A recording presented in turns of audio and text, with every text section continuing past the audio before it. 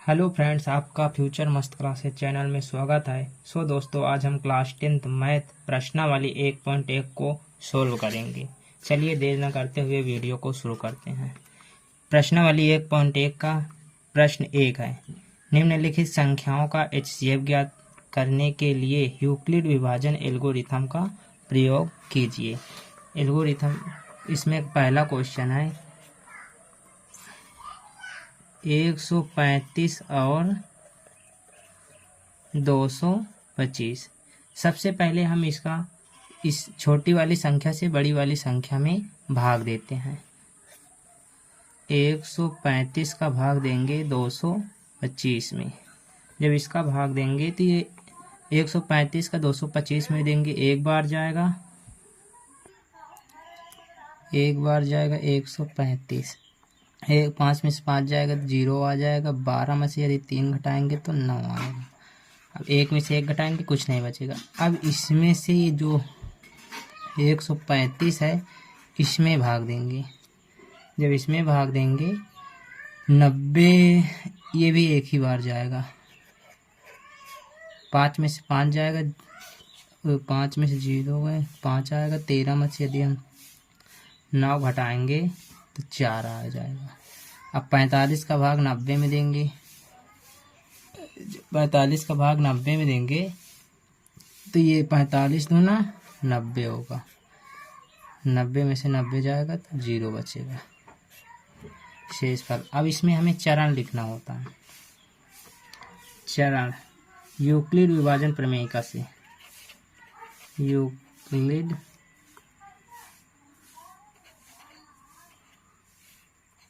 विभाजन प्रमेयिका से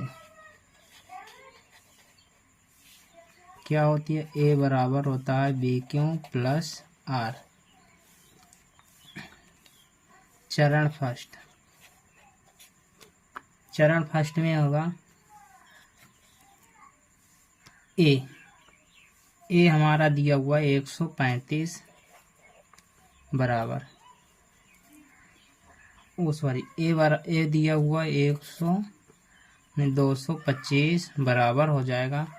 जो बी दिया हुआ हमें 135 गुणे क्यों का मान दिया हुआ 1, शेषफल और भागफल आया हुआ है 90। चरण पहले में और चरण दूसरा है। अब इसमें से देखेंगे 135 बराबर हो जाएगा 90 गुणे 1 प्लस कितना है 45, शेषफल आया है। अब चरण 3, पहला दूसरा तीसरा। अब 90 बराबर होगा 35 और 45 गुणे 2 प्लस शेषफल कितना आया 0। अब शेषफल जिसमें 0 होता है उसी का ये 45 जो आया हुआ है यही आंसर हो जाएगा। अतः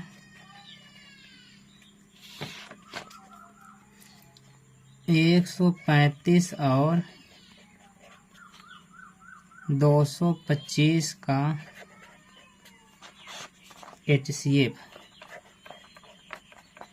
हो जाएगा ये जो आया हुआ 45 आंसर। दूसरा क्वेश्चन दिया हुआ है 196 और 38 22 0 का हमें LCF ज्ञात करना है। इसमें भी छोटी संख्या से बड़ी संख्या में भाग देंगे। 196 का भाग देंगे 38 22 0 में। जब भाग देंगे एक बार जाएगा 196 होगा। अब 12 में से 6 जाएगा तो 6 आएगा, यहाँ पे 7 बजेगा। 17 में से यदि 9 घटाएंगे तो हमारा 8 आएगा और यहाँ 2 में से 1 गया, 1 आएगा।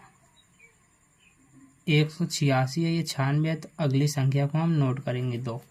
अब भाग देंगे तो फिलहाल 9 बार जाएगा। 196 9 ये होगा 17 64 अब इसमें 12 में से इससे हासिल लेंगे, 12 में से यदि 4 जाएगा तो 8 आएगा। यहाँ पे 5 बजेगा, 5 में से यदि हम 6 घटाएंगे तो 9 आएगा। और यहाँ 7 में 7 गए कुछ नहीं, 1 में से 1 गया कुछ नहीं। अब ये वाली संख्या नोट करेंगे, ये वाला 2 नोट कर चुके हैं, 0। अब की बार जाएगा लगभग 5 बार, 5 बार जाएगा, आएगा 980, 0। शेषफल 0 आ गया। अब इसका चरण लिखेंगे, यूक्लिड विभाजन प्रमेयिका से, प्रमेयिका क्या होती है, ए बराबर बी क्यू प्लस आर। ये हमारा दिया हुआ है चरण फर्स्ट। चरण फर्स्ट में ए हमारा दिया हुआ है 38 220 बराबर हो जाएगा, बी का मान दिया हुआ है 196 गुणे क्यू का मान दिया हुआ है 195 प्लस शेषफल कितना आया, 0। जब शेषफल 0 आ जाता है तो उसी में इसका भाजक को हम आंसर मान लेते हैं। अतः 196 और 38 220 का HCF हो जाएगा कौन सा, ये वाला 196 आंसर। तीसरा क्वेश्चन दिया हुआ है 867 और 255 का भाग देना। इसमें भी छोटी संख्या से बड़ी संख्या में, छोटी संख्या क्या है 255 से 867 में भाग देना है। 3 बार जाएगा, 765 आएगा। भाग घटाएंगे, 7 में से 5 जाएगा, 2 आएगा, 6 में 6 गए 0 आएगा, 8 में 7 गए 1 आएगा। अब इसमें भाग नहीं जा रहा तो इस संख्या को नोट करेंगे 255। 255 का जब भाग देंगे तो 2 बार जाएगा लगभग, 2 दूना 4, 0 लिखा है 4, 2 1 2। अब 5 में से 4 गए 1 आएगा, और 5 में 0 जाएगा 1 आएगा, ये 2 में से 2 घट जाएगा। अब 102 का भाग देंगे 51 में। 51 को यदि हम 2 बार करेंगे तो आ जाएगा 2 1 2 2 5 6 10, 0 शेषफल आ गया। अब इसके चरण लिखेंगे। चरण पहले यूक्लिड विभाजन प्रमेयिका से। यूक्लिड विभाजन प्रमेय का क्या होता है, ए बराबर होता है बी क्यू प्लस आर। अब चरण फर्स्ट क्या है, 867 बराबर हो जाएगा 255 गुणते 3 प्लस में शेषफल कितना आया 2, 102। अब चरण दूसरे में है 255 बराबर हो जाएगा 102 गुणे 2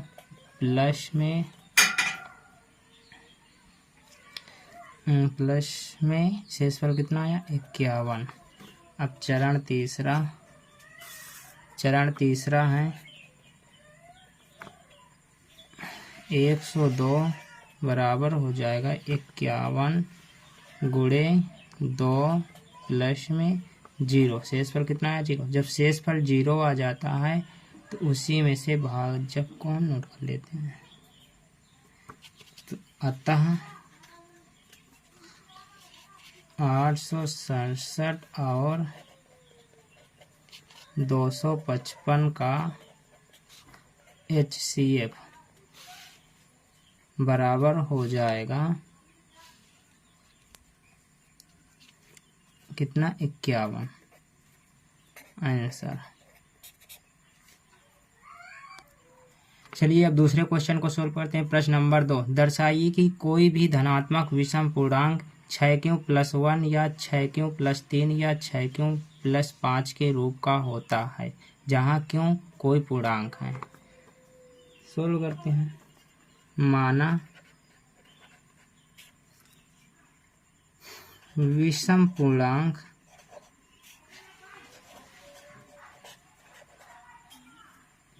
ए है, जैसे हमें दिया हुआ है पहले 6 क्यों प्लस 1, 6 क्यों प्लस 3, 6 क्यों प्लस 5, ये चीज दिया हुआ है। यदि हम इसको तोड़े क्या होता सूत्र, यूक्लिड बन ए बराबर बी क्यों प्लस आर, ये होता है। यहाँ पे 6 क्यों प्लस क्या लिखा हुआ 1 लिखा हुआ, यानी बी की वैल्यू कितनी है 6 और आर की वैल्यू कितनी है 1।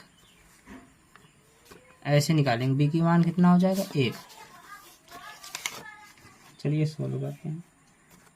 भाजक हमें कितना दिया हुआ है, भाजक कहें तो b बराबर दिया हुआ है 6। शेषफल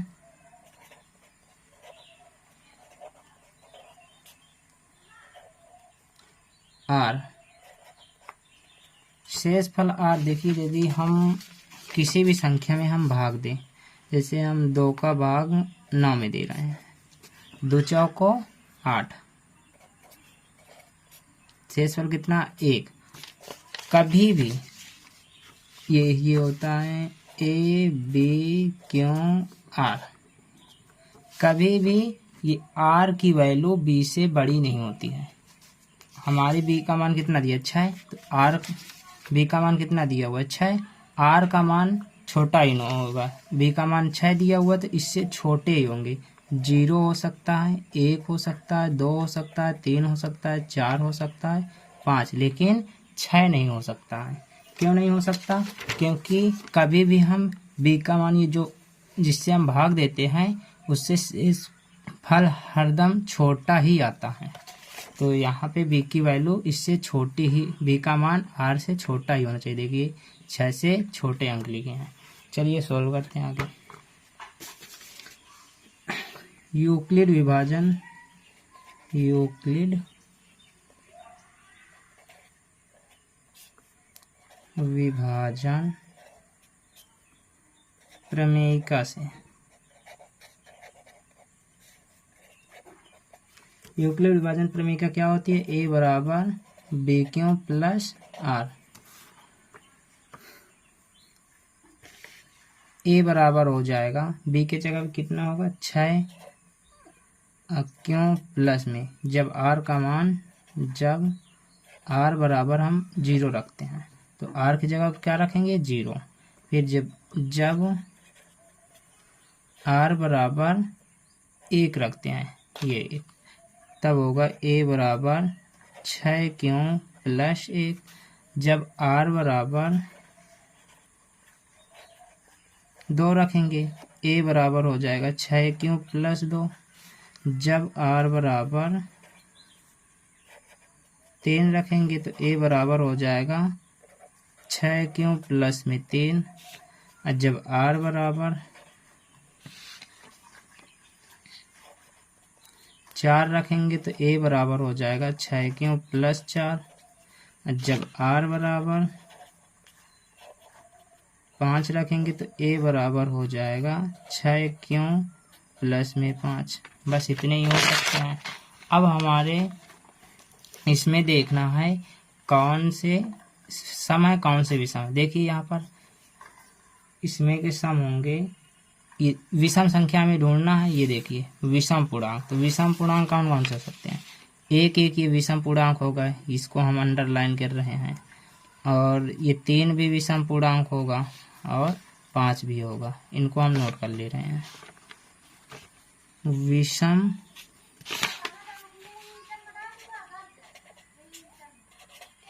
पूर्णांक, क्योंकि हमें विषम पूर्णांक ही ज्ञात करना था। पहला क्या है 6 क्यों प्लस 1 कामा, दूसरा है 6 क्यों प्लस में 3, तीसरा क्या है 6 क्यों प्लस में 3 आंसर।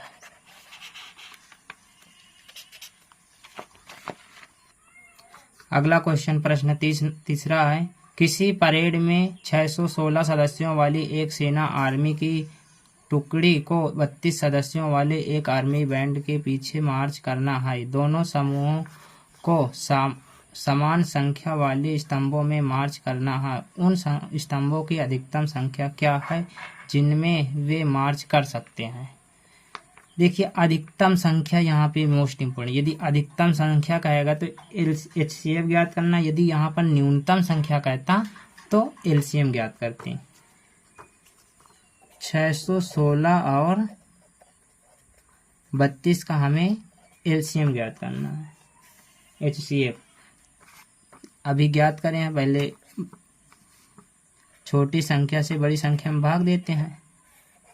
भाग दोगे तो कितनी बार जाएगा, एक बार जाएगा। चल भी नहीं रहा क्या, एक बार जाएगा। 32 से करना 32। अब 32 यदि इसमें 11 में से 2 जाएगा तो 9 आएगा, और यहाँ पर 5 में से 3 गए 2 आएगा। अब अगली संख्या नोट कर लेंगे, 6 नोट करेंगे। अब की बार लगभग 9 बार जाएगा। 32 9 होता है 278। 8 में से 16 में से यदि हम 8 घटाएंगे तो 8 ही आएगा। यहाँ 8 में 7 गए,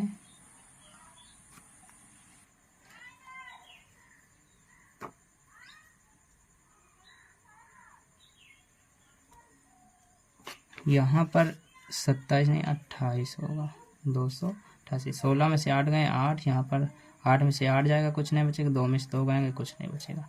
अब ये वाला भाग नहीं जा रहा तो अब 32 नीचे नोट कर लेंगे। ठीक, 8 चौक 32, 32 देखिए 0 0 आ गए, नहीं शेषफल कुछ नहीं बचा। जब शेषफल कुछ ना बचे तब हम चरण लिखते हैं यूक्लिड विभाजन प्रमेयिका से। यूक्लिड विभाजन प्रमेयिका क्या, A बराबर BQ प्लस R। चरण फर्स्ट, A बराबर हो जाए A का मान कितना है 616 बराबर हो जाएगा 32 और गुणे 19। अब प्लस शेषफल कितना आया था 8। अब चरण दूसरा, इसमें दिया हुआ 32 बराबर हो जाएगा 8 गुणते 4। अब प्लस शेषफल कितना बचा 0। जब शेषफल 0 बचता है तो हम भागफल को ज्ञात करने नोट करते हैं, भाजक को। अतः 616 और 32 का HCF होगा जो 8 होगा आंसर।